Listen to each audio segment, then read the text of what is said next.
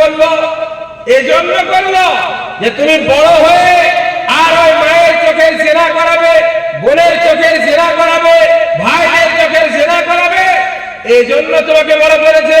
ও মুসলমান যুবক ভাইয়েরা, এটাকে আমরা কিছু মনেই করি না, এটাকে গুনাহ বলে মনে করি না।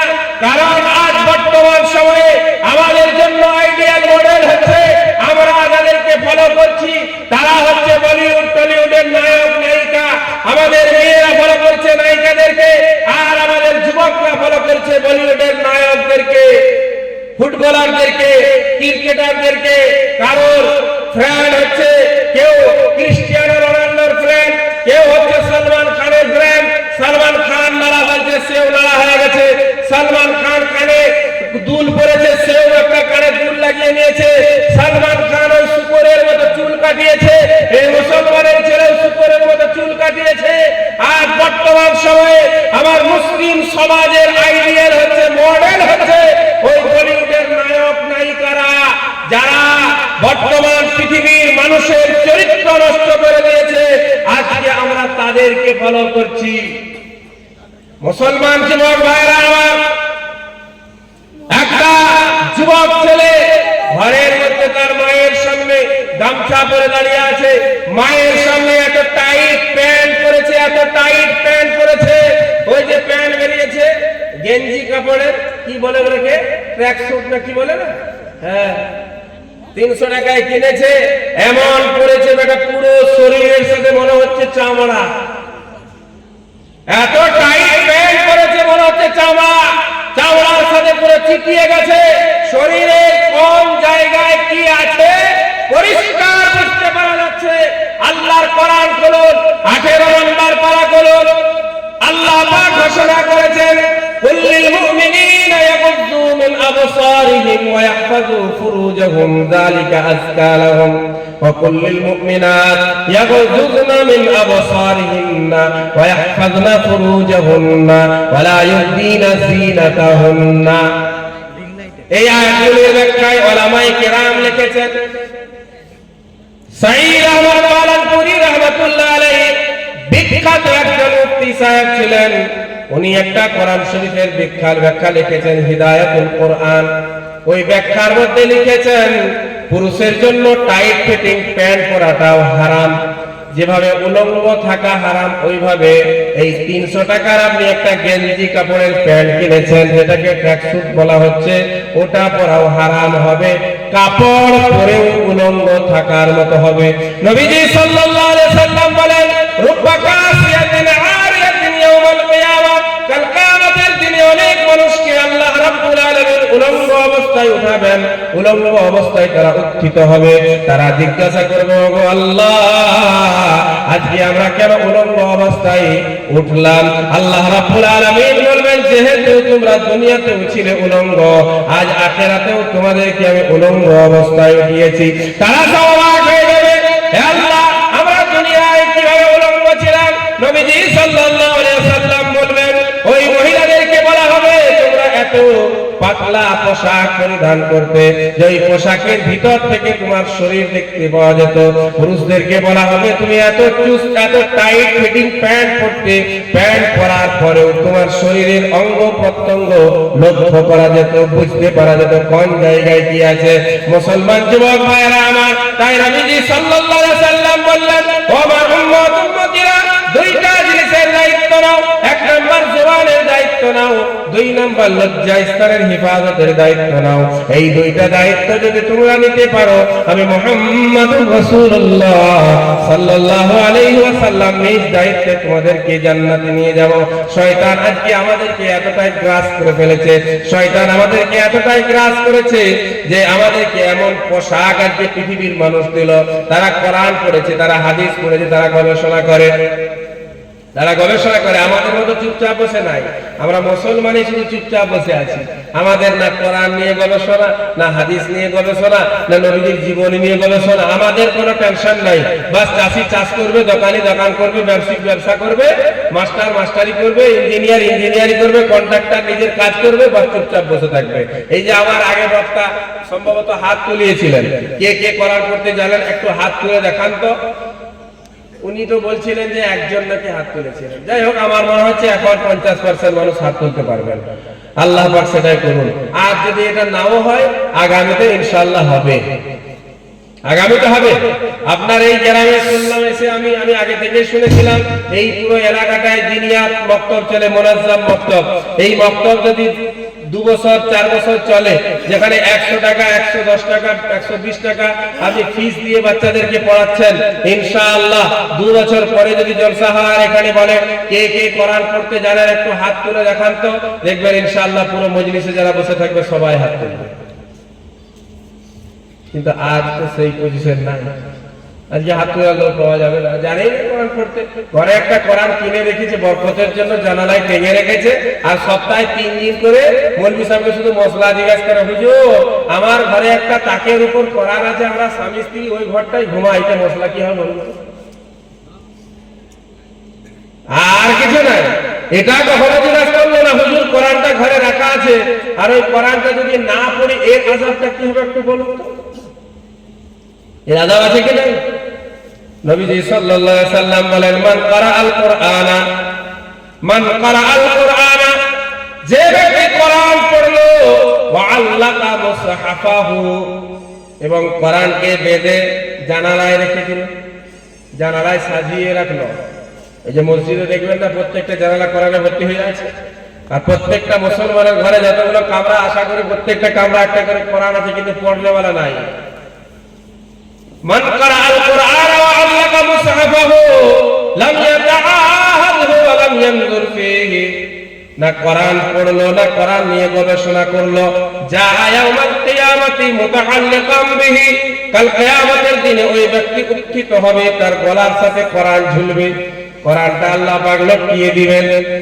কোরআন আল্লাহ রাব্বুল আলামিনকে বলবেন, ও আল্লাহ, ইয়া রাব্বুল আলামিন, ইন্না আবদাকা তাখাযানি মাহজুরা, ও আল্লাহ আপনার এই বান্দা আমাকে বেকার বানিয়েছিল, আপনার এই বান্দা আমার প্রতি কোনো গুরুত্ব দেয়নি, আপনার এই বান্দা আমাকে কখনো তেলাওয়াত করেনি, কখনো পড়েনি,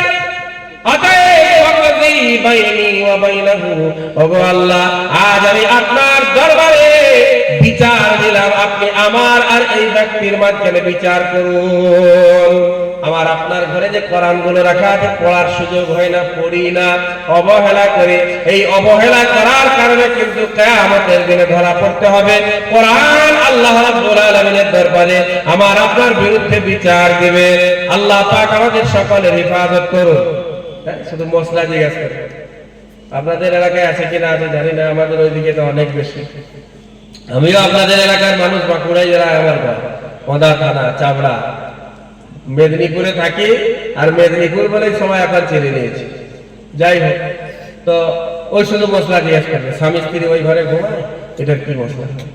এটার তো মশলা যা হবে হবে, বাকি আর একটা মশলা বাটা হচ্ছিল, কবরের পরে তোমাকে তোমার দস্তরখানে রাখা। আল্লাহ পাক হেফাজত করুন। কোরআন শিখবো ইনশাআল্লাহ, রাজি আছে? কোরআন শিখবেন তো? আল্লাহ পাক কবুল করুন। নিজে যদি শিখতে নাও পারি, কমপক্ষে নিজের ছেলেটাকে কোরআন শিখাবো ইনশাআল্লাহ।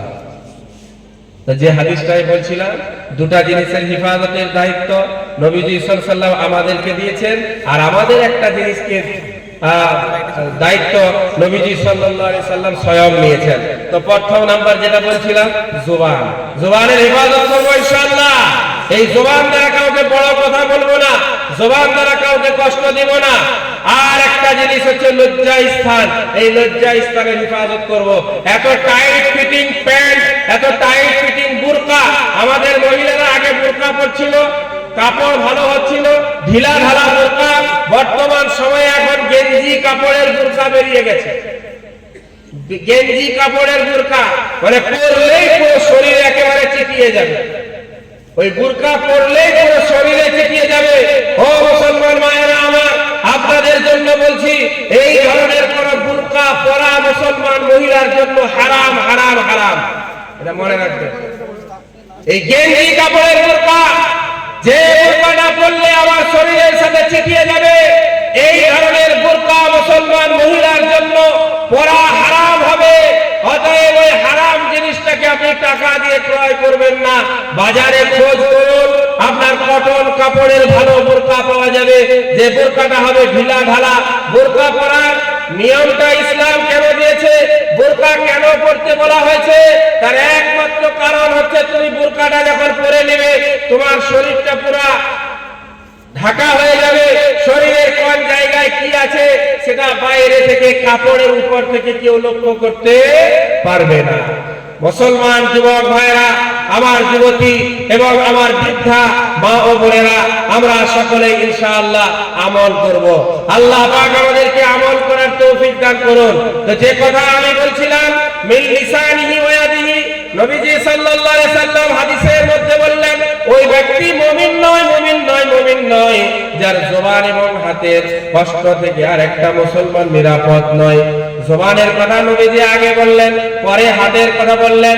জবানের কথা আগে কেন বললেন, তার কারণটা হচ্ছে মুহাদ্দিসিনগণ লিখেছেন, মানুষের সাথে যখন একজনের সাথে আরেকজনের ঝগড়া হয়, বিবাদ হয়, হাতের আগে কিন্তু জবানটা ব্যবহার হয়। হয় কি হয় না বলেন? জবান আগে ব্যবহার হয়। জবানের দ্বারা আগে বড় ছোট দুই একটা কথা বলে দেয়, জবানের দ্বারা আগে দুই একটা গালি দিয়ে দেয়। যখন লড়াই বেড়ে যায় তারপরে হাত ব্যবহার করা হয়। নবীজি সাল্লাল্লাহু আলাইহি ওয়াসাল্লাম এজন্যই সবার আগে জবানের কথা বললেন, জবানের হেফাজত করো। আর দুই নাম্বার হচ্ছে নিজের হাতের হেফাজত করো। এই হাত দ্বারা কারোর উপর জুলুম করা যাবে না, অন্যায় অত্যাচার করা যাবে না। আর বর্তমান সময়ে মুসলমান যুবক, মুসলমান ঘরের ছেলে, মুসলমান ঘরানার ছেলে এই হাত তো অন্যের উপর ব্যবহার করাটা দূরের কথা, বরং এই হাতটাকে নিজের পিতা মাতার উপরও ব্যবহার করছে। বলুন নাউযুবিল্লাহ। আল্লাহ হেফাজত। এই হাতকে কারোর উপর ব্যবহার করা যাবে না। তোমার পদ আছে, তোমার গদি আছে, তোমার সম্মান আছে, তোমাকে সমাজের মানুষ কোন একটা পদ দিয়েছে, তুমি একটা কোন পদ দখল করেছো, ভোটের কারণে হোক, যে কারণেই হোক, যেভাবেই হোক, কিন্তু এই হাত দ্বারা কারোর উপর অত্যাচার করা যাবে না। এই হাতকে সংযত রাখতে হবে, জবানকে সংযত রাখতে হবে।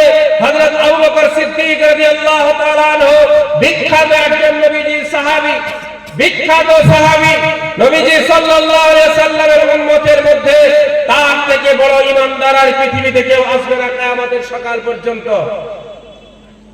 এই আবু বকর সিদ্দিক বলতে ফুরফুরা শরীফের আবু বকর সিদ্দিক না, ওটা আবার ভুল বুঝে নেবেন না।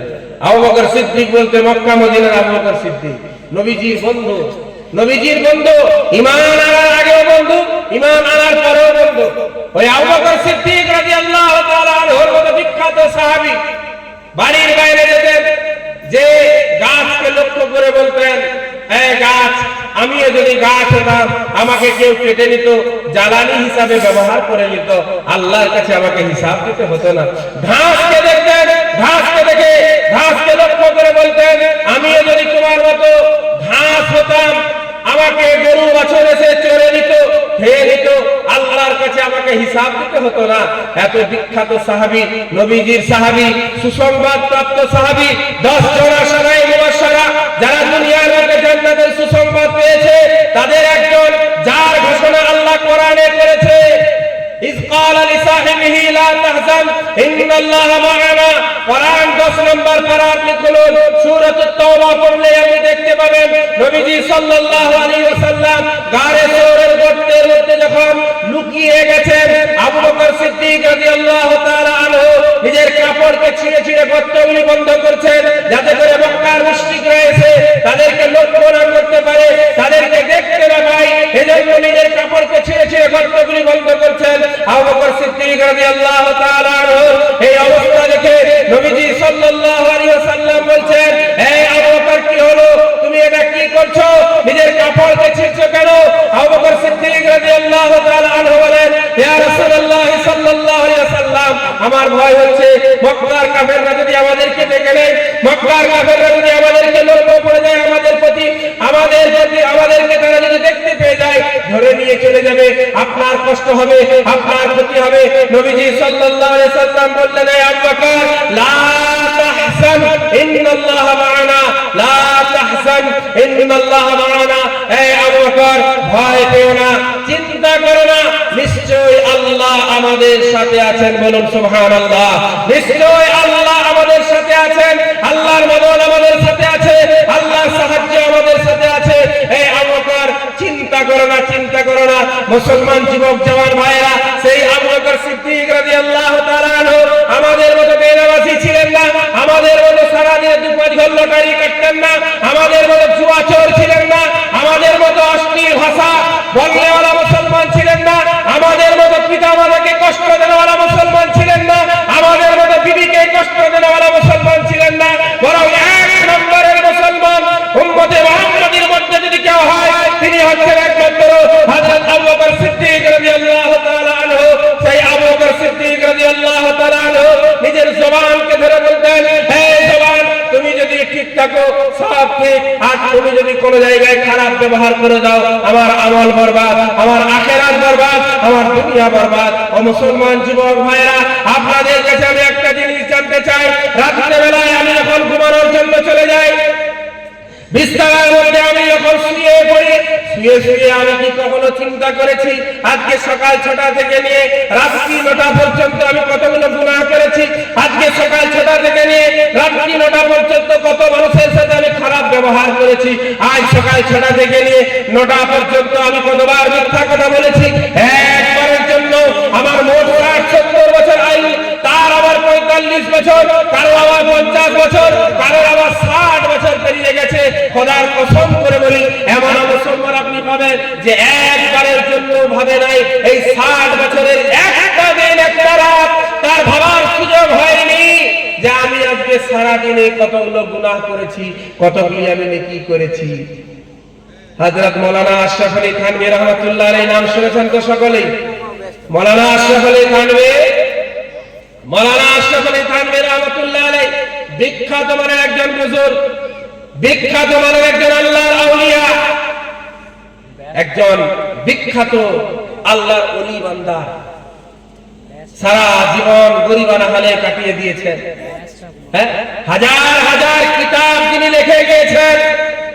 আজ আমার ঘরের মায়েরা বোনেরা ফতোয়ার কিতাব একটা পড়ে, বাংলাতেও বেরিয়ে গেছে, বইটার নাম হচ্ছে বেহেশতে জিওর। বড় বড় মুফতিয়ানে কেরাম কোন মশলা যখন সহজে খুঁজে না পায় তখন তারাও কিন্তু এই বেহেশতে জিওরটাই খুলে, যে এই কিতাবে তাড়াতাড়ি খুব কম ভাষায় মশলা হল হয়ে যাবে। মাওলানা আশরাফ আলী থানভী রাহমাতুল্লাহ আলাইহি বিখ্যাত মানের একজন আল্লাহর ওলি, কিন্তু উনি ছিলেন একজন দেওবন্দি আকাবির। আর দেওবন্দীদের অভ্যাস হচ্ছে পীর নিয়ে মাতামাতি করা, দেওবন্দীদের অভ্যাসের মধ্যে এটা পড়ে না। আমাদের অনেকেই মনে করবেন হয়তো আমাদের দেওবন্দীদের মনে হয় কোনো বড় সড়ো পীর ছিলেন না, আমাদের দেওবন্দীদের মনে হয় বড় সড়ো কোনো আল্লাহর ওলি ছিলেন না। এটা অনেকের ভাবনা হতে পারে, এই ভাবনা ভুল, এই ধারণা ভুল। আমাদের দেওবন্দীদের বড় বড় আকাবির ছিলেন, বড় বড় বুজুর্গানে দ্বীন ছিলেন। মাওলানা আশরাফ আলী থানভী রাহমাতুল্লাহ আলাইহি, মাওলানা কাসিম নানভী রাহমাতুল্লাহ আলাইহি, আপনার হুসাইন আহমদ মাদানী রাহমাতুল্লাহ আলাইহি, মাহমুদুল হাসান দেওবন্দি রাহমাতুল্লাহ আলাইহি, মাওলানা রশিদ আহমদ গঙ্গোহী রাহমাতুল্লাহ আলাইহি, শাহ ইসমাইল শহীদ রাহমাতুল্লাহ আলাইহি, আহমদ আলী লাহোরী রাহমাতুল্লাহ আলাইহি। কত নিবে, কত নিবে, কিন্তু দেওবন্দীদের অভ্যাসের মধ্যে, দেওবন্দীদের ডিকশনারিতে এটা নাই যে পীর নিয়ে ওরা মাতব্বরি করে বেড়াবে, পীর নিয়ে মাতামাতি করবে। বাপ পীর ছিল, ছেলে পীর, ছেলে পীর ছিল তার নাতি পীর, নাতি ছিল তার বউ পীর, তার বউয়ের শ্বশুর ঘরে সব পীর। এটা দেওবন্দীদের ডিকশনারিতে নাই। এই জন্য আমরা কেউ বুঝতেই পারি নাই যে আমাদের এত পীর আছে। মাওলানা আশরাফ আলী থানভী, ওই মাওলানা হুসাইন আহমদ মাদানী রাহমাতুল্লাহ আলাইহি, শাইখুল হিন্দ রাহমাতুল্লাহ আলাইহি, তার বংশধর তো এখনো আছে। কিন্তু কখনো শুনেছেন? কখনো শুনেছেন? না, শুনবেন না, কিয়ামত পর্যন্ত কেউ শুনতে পারবে না। মাওলানা আরশাদ মাদানী সাহেব, মাওলানা আসাদ মাদানী সাহেব আমাদের পশ্চিম বাংলাতে কয়েক জায়গায় উনি এসেছেন। আমি যখন খুব ছোট ছিলাম মাদ্রাসায় পড়াশোনা করতাম, আমাদের বাঁকুড়া এলাকায়, বাঁকুড়া জেলায় একটা গ্রাম আছে, বাঁকুড়ার পার্শ্ববর্তী গ্রাম নতুন গ্রাম। ওই নতুন গ্রামে সম্ভবত আমি খুব ছোট ছিলাম, হয়তো আব্বার সাথে গেছিলাম। ওই নতুন গ্রামে এসেছিলেন মাওলানা আসাদ মাদানী সাহেব রাহমাতুল্লাহ আলাইহি। কয়েক বছর আগে উনি ইন্তেকাল করেছেন। ওনার ভাই এখন জীবিত আছেন, মাওলানা আরশাদ মাদানী দামাত বারাকাতুহুম, জমিয়তে উলামায়ে হিন্দের যিনি সেক্রেটারি, সভাপতি। ওনার ছেলে এখনো জীবিত আছেন, মাওলানা আসাদ মাদানী সাহেবের ছেলে মাওলানা মাহমুদ মাদানী সাহেব দামাত বারাকাতুহুল আলিয়া, কিন্তু কেউ তো কখনো শুনে নাই যে ওখানেও মুরিদ করা হচ্ছে, ওখানেও 4টা ডিবা রাখা হয়েছে, একটা মাদ্রাসার, একটা মসজিদের, একটা হুজুরের নজরানা। আপনি পুরো দেওবন্দ চত্বর ঘুরে আসবেন, কোথাও আপনি পাবেন না, কোথাও আপনি পাবেন না। এটা হয়তো পেতে পারেন মাদ্রাসার বোর্ডিং খরচার জন্য এই বাক্সা রাখা হয়েছে, যদি কারোর মন চায়, কারোর যদি ইচ্ছা লাগে সে এখানে 10, 20, 50, 100 টাকা দিবে। কিন্তু মুসলমান যুবক জওয়ান ভাইরা, পর্দার অন্তরালের আমার শ্রদ্ধেয় মা ও বোনেরা, আমাদের দেওবন্দি ওলামাদের মধ্যে আপনি একজনের বাড়িতে এমন একটা বাক্স আপনি দেখাতে পারবেন না যে বাক্সের উপর বড় বড় অক্ষরে উর্দু ভাষায় হোক, ইংলিশে হোক, হিন্দিতে হোক, উড়িয়ায় হোক, আরবি ফার্সি যে ভাষাতেই হোক না কেন লেখা আছে যে এটা হচ্ছে হুজুরের নজরানা। মানুষকে এত রকম ভাবে প্রতারণা করছে মানুষের সাথে, মানুষকে বিভিন্ন রকম ভাবে ধোঁকা দিচ্ছে, মানুষকে বিভিন্ন রকম ভাবে জাহান্নামের দিকে অগ্রসর করে দিচ্ছে, জাহান্নামের দিকে ঠেলে দিচ্ছে। কিন্তু তারপরেও মানুষ সব পাগল। কিসের জন্য পাগল? বলছে ওর ফ্যান ফলোয়ার দেখেছো কত আছে, ওর ভক্ত কত আছে দেখেছো। আরে ভক্ত তো শয়তানের থেকে বেশি কারণ হতে পারে না। কি বলছেন? কথা বুঝতে পারছেন তো? শয়তানের থেকে তো বেশি ভক্ত কারণ হতে পারে না। সারা পৃথিবী জুড়ে আপনার 200 কোটি মুসলমান। কত মুসলমান? সারা পৃথিবীতে 200 কোটি মুসলমান, আর বাকি যা আছে সব তো শয়তানের বন্ধু, সব তো শয়তানের ফলোয়ার। তাহলে শয়তানের তো অনেক ফ্যান ফলোয়ার আছে, তাকেও নিয়ে এসে স্টেজে বসিয়ে দিবেন নাকি? ফ্যান ফলোয়ার থেকে পাগল হয়ে যাবেন না মুসলমান যুবক ভাইরা। ফ্যান ফলোয়ার তো শাহরুখ খানের অনেক বেশি আছে, সালমান খানের অনেক বেশি আছে, আমির খানের অনেক বেশি আছে। তাকে নিয়ে চলে আসবেন কালকে জলসা করার জন্য। বলছে হুজুর আপনার একটা ডেট খালি আছে, কোন মাসে বাবা বলো? বলছে ফাল্গুন মাসের 4 তারিখ। বলছে খাতা দেখে বলছি দাঁড়াও। খাতা দেখেছে, হ্যাঁ খালি আছে। তাহলে হুজুর একটা ভিডিও বা আপনার ইউটিউব আছে? ইউটিউব? বলে হ্যাঁ ইউটিউব আছে। তাহলে একটা লিঙ্কটা আমাকে শেয়ার করবেন, আমাদের কমিটির লোক একটু শুনতে চাইছে। জলসাটাও বর্তমান সময়ে এসে মেয়ে দেখার মতো করে দিচ্ছে, জলসাটাও মেয়ে দেখার মতো করে দিচ্ছে। যে মেয়ে দেখতে যায়, দালাল যখন বলে ঘটক যে একটা মেয়ে দেখেছি গো, অমুক জায়গায় আছে, মহেশপুর এলাকায় একটা মেয়ে দেখেছি, বলছে তাহলে ছবিটা পাঠাতে বলো। হ্যাঁ, তো বক্তাকে এখন কি বলছে? হুজুর একটা ইউটিউব আপনার যদি বয়ান থেকে পাঠান। বয়ান দেখলো, বয়ান তো চলে এসছে, মারাত্মক বয়ান করছে, মারাত্মক বক্তব্য, কিন্তু নিচে দেখছে লাইক শেয়ার তো বেশি না, লাইক আছে 5টি আর ভিউ হচ্ছে 15টা। বলছে এই বক্তা চলবে না, বলছে এই বক্তা চলবে না। তারপরে যেতে যেতে যেতে যেতে একটা বক্তা খুঁজে পেয়েছে ইউটিউবে, বলছে মারাত্মক বক্তা। কি মারাত্মক দেখলি? বলছে million million view, lakh lakh মানুষ তার ভিডিও দেখে, লক্ষাধিক মানুষ তার ভিডিওতে কমেন্ট করেছে, শেয়ার করেছে, লাইক করেছে। এই বক্তা করতে হবে। সেই বক্তা যখন দেখলো এ তো আমার দাওয়াতের অভাব নাই, রাত দিন সারা দিন কোন হচ্ছে দাওয়াত আর দাওয়াত, দাওয়াত আর দাওয়াত, মাথা পাগল হয়ে গেছে। বেটাকে এরপরে স্টেজ দিয়ে দিয়েছে, জলসা স্টেজ, চেয়ারে বসেই বলছে আমার উপর দরুদ না পড়লে মুসলমানের নামাজ হবে না। নাউজুবিল্লাহ। কাল সকালবেলা বুঝতে পারছেন কথা? বলেন না নাউজুবিল্লাহ।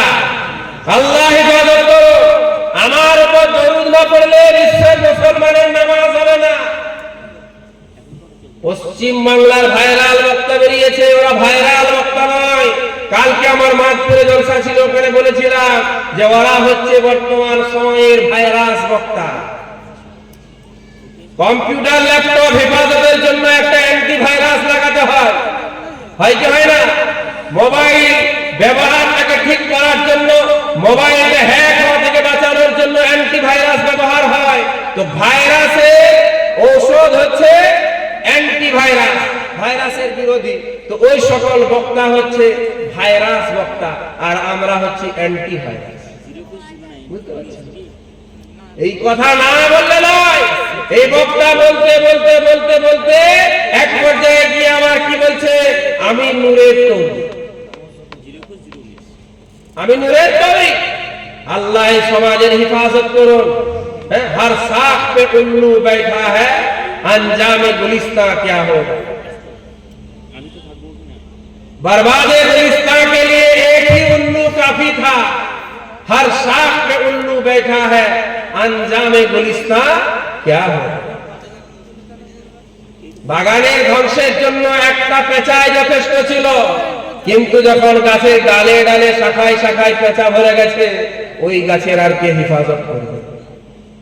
আজকে ডালে ডালে কেউ আবার বলছে 25,000 টাকা আমার সাথে কন্ট্যাক্ট করেছ, ইসলামকে তামাশা বানিয়ে দিয়েছে, ইসলামকে খেলার বস্তু বানিয়ে দিয়েছে। 25,000 টাকায় কন্ট্রাক্ট হয়েছে, আমাকে যদি 30,000 টাকা দাও তাহলে দোয়াটা একটু মজবুত করে করব, আবার যদি 5,000 বাড়িয়ে দাও তাহলে বলবে এই যা চলে যা। কাকে বলবে? দোয়াকে বলবে। মানে দোয়াটা করলো 25,000 কন্ট্রাক্ট, 20,000 যদি দাও তাহলে প্যান্ডেলের নিচেই দোয়াটা রেখে দেবো। 30 যদি দাও তাহলে বলবো একটু উপরে যা। এই বক্তা এই নবীর স্টেজে বসে বক্তব্য করছে, জনগণ সুবহানাল্লাহ বলছে। এইসব হওয়ার কারণ হচ্ছে দিনিয়াত নাই, আমাদের মুনাজ্জাম মক্তব নাই, আমাদের নুরানি কায়দা নাই, আমাদের সমাজের শতকরা 95% মানুষ কোরআন থেকে অজ্ঞ, আমাদের সমাজের 95% মানুষ হুজুর ফরাইজ জানে না, গোসলের ফরাইজ জানে না। কালো মেয়েটা যদি দেখতে হয়, মেয়েটা কালো, মেয়েটা যদি কালো হয় তাহলে তার লিপস্টিক, তার পাউডার, তার বিভিন্ন রকমের উন্নত মানের এমওয়ে কোম্পানির দামি দামি ক্রিমের প্রয়োজন হয়, কিন্তু দেখতে যদি সুন্দরী রূপসী হয় তার অত কিছু প্রয়োজন হয় না। ও সাময়িক একটু পাউডারটা মেখে মুখটা ফর্সা করে আয়নার সামনে দাঁড়িয়ে দেখছে, না আমি নিশ্চয়ই খুব ভালো লাগছি বাবা, আজকের দিনটা আমি একটু ফর্সা হয়েছি। বর্তমান সময়ে কিছু যুবক, কিছু সমাজের মানুষের এই অবস্থা হয়েছে।